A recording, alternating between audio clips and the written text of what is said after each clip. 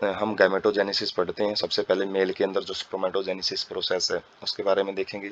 तो स्पर्मेटोगोनिया ये क्या चीज़ होती है? इमेच्योर मेल जर्म सेल्स होती हैं ये, जो टेस्टिस के अंदर प्रेजेंट होती हैं और स्पर्म्स को प्रोड्यूस करते हैं। किसके द्वारा? स्पर्मेटोजेनेसिस के द्वारा। कब शुरू हो जाती है प्रोसेस? प्यूबरिटी के टाइम पे।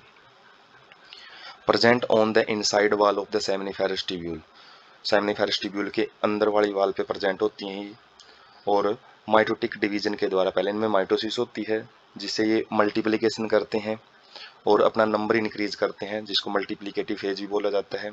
और इनके अंदर जो क्रोमोसोम 46 होते हैं इसलिए डिप्लॉयड बोला जाता है।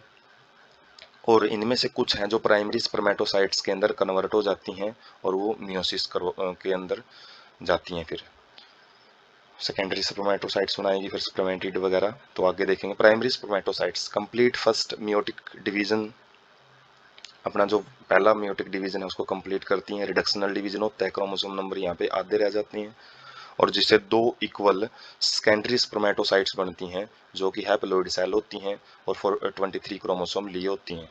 और ये आगे सेकंड मियोटिक डिवीजन होएगा जिससे आगे 4 इक्वल हैप्लोइड स्पर्मेटिड्स जो स्ट्रक्चर हैं वो बनती हैं। स्पर्मियोजेनेसिस ये वो प्रोसेस होती है जिसमें जो स्पर्मेटोजेनेसिस है वो स्पर्मेटोजोआ के अंदर कन्वर्ट होती है, ट्रांसफॉर्म होती है। और स्पर्मियोजेनेसिस के बाद जो स्पर्म हेड है वो सर्टोली सेल्स के अंदर इम्बेडेड धस जाता है।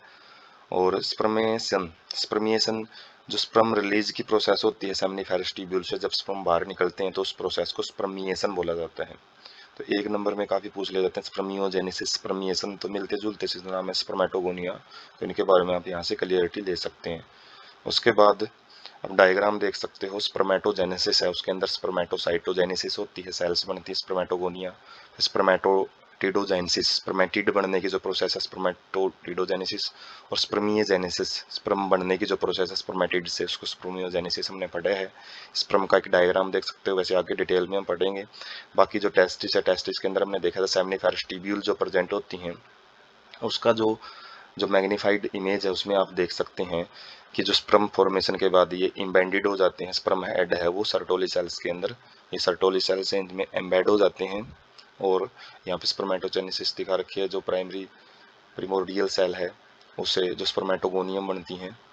मल्टीप्लिकेशन के बाद स्पर्मेटोगोनियम जब मियोसिस के लिए तैयार हो जाती है तो प्राइमरी स्पर्मेटोसाइट्स कहलाती हैं। उसके बाद इनके अंदर मियोसिस 1 और मियोसिस 2 जो स्टेज होती हैं तो हैप्लोइड सेट रह जाते हैं। उसके बाद 4 जो स्ट्रक्चर बनती है उनको स्पर्मेटिड्स बोलते हैं और स्पर्मेटिड से स्पर्म मैच्योर जो स्पर्म है उसको स्पर्म स्पर्म स्पर्मियोजेनेसिस बोला जाता है। स्पर्म जब बाहर निकलते हैं तो उसको स्पर्मिएशन बोला जाएगा। उसके बाद है स्पर्मेटोजेनेसिस को किन किन हार्मोन से रेगुलेट किया जाता है इस प्रोसेस को। तो स्पर्मेटोजेनेसिस हमने देखा है कि पुबर्टी के एज के टाइम पे स्टार्ट हो जाती है और इस एज में जो significant increase in the secretion of gonadotropin releasing hormone GnRH hormone है उनका जो लेवल है वो बढ़ जाएगा। और जो कि हाइपोथैलेमस जो ब्रेन का एक पार्ट होता है वो मेन रोल प्ले करता है, उसी से सीक्रेट होता है। और जो GnRH हार्मोन है इनका जो इंक्रीज लेवल है वो किसके ऊपर काम करेगा? पिट्यूटरी ग्लैंड होती है जो मास्टर ग्लैंड, उसके ऊपर काम करेगा।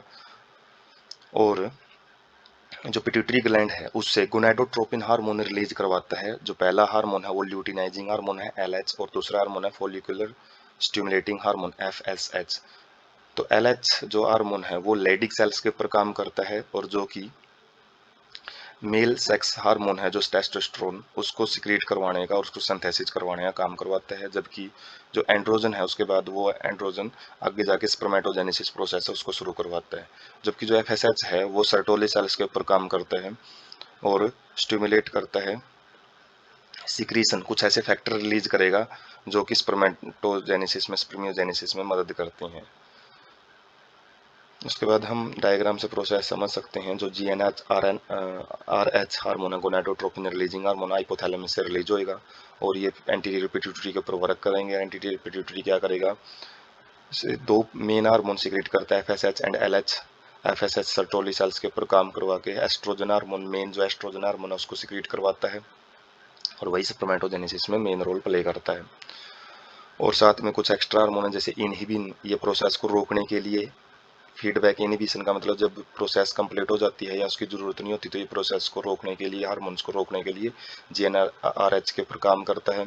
और एक्टिविन ये प्रोसेस को स्टिमुलेट करता है। जब इसकी प्रोसेस कम मात्रा में होता है, ये ज़्यादा सिक्रीट करवाना, तो एक्टिविन काम करता है।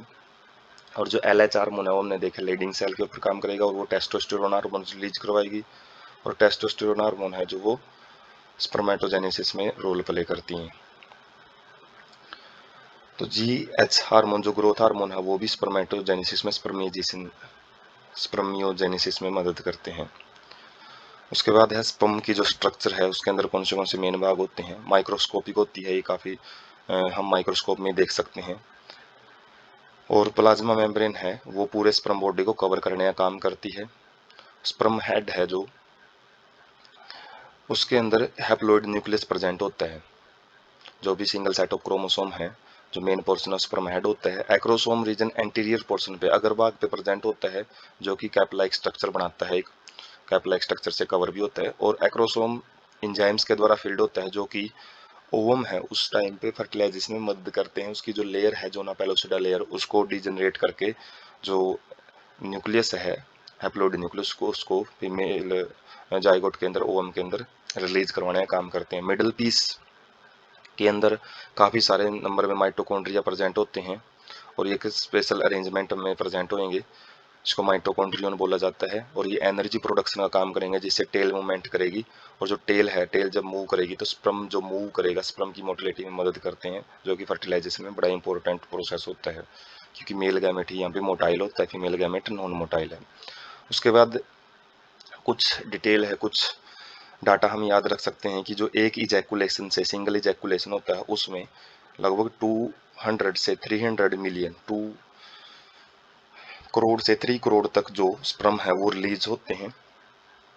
और नॉर्मल फर्टिलिटी के लिए इन इतने सारे स्पर्म्स में केवल 60% यदि स्पर्म्स हैं वो नॉर्मल शेप और साइज के होने चाहिए। और उनके 60% जो हमने देखे हैं उनके भी आगे 40%, 60 का भी 40% के अंदर विग्रस अच्छी खासी मोटिलिटी होनी चाहिए यदि फर्टिलाइजेशन को अटेन करना है। तो स्पर्म को सेमनीफेरस ट्यूब्यूल्स के अंदर रिलीज किया जाता है और एसेसरी डक्ट के द्वारा उसको ट्रांसपोर्ट किया जाता है, बाहर भेजा जाता है। Secretion of the epididymis vas deferens seminal वेसिलम ने देखा है जो मेल एसेसरी ग्लैंड्स होती हैं ये स्पर्म्स की मैच्योरेशन में और उनकी मोटिलिटी में बहुत बड़ा रोल प्ले करती हैं। सेमिनल प्लाज्मा है और स्पर्म्स के साथ जब ये मिल जाता है सेमिनल वेसिकल से जो भी मटेरियल सिक्रेट होता है तो वो स्पर्म के साथ मिलकर सीमन बनाते हैं। Function of male sex accessory duct and glands, इनका जो काम है वो एंड्रोजन हार्मोन के द्वारा है वो मेंटेन किया जाता है, रेगुलेट किया जाएगा। उसके बाद स्पर्म की हम स्ट्रक्चर देख सकते हैं। तो एक आगे वाला जो हेड रीजन होता है और इसमें एक्रोसोमल रीजन जिसके पास डाइजेस्टिव एंजाइम प्रेजेंट होते हैं और जो ओवरी की जो वाल है उसको डाइजेस्ट करने का काम करेंगे। और न्यूक्लियस प्रेजेंट होता है। माइटोकॉन्ड्रियन जो स्पाइरल शेप्ड स्ट्रक्चर होती है माइटोकॉन्ड्रिया की जो एनर्जी का काम करेंगे, मिडिल पीस में प्रेजेंट होती है। प्लाज्मा मेम्ब्रेन पूरी स्पर्म बॉडी को कवर करता है। टेल है जो मूव करेगी तभी स्पर्म की मोटिलिटी में मदद करती है।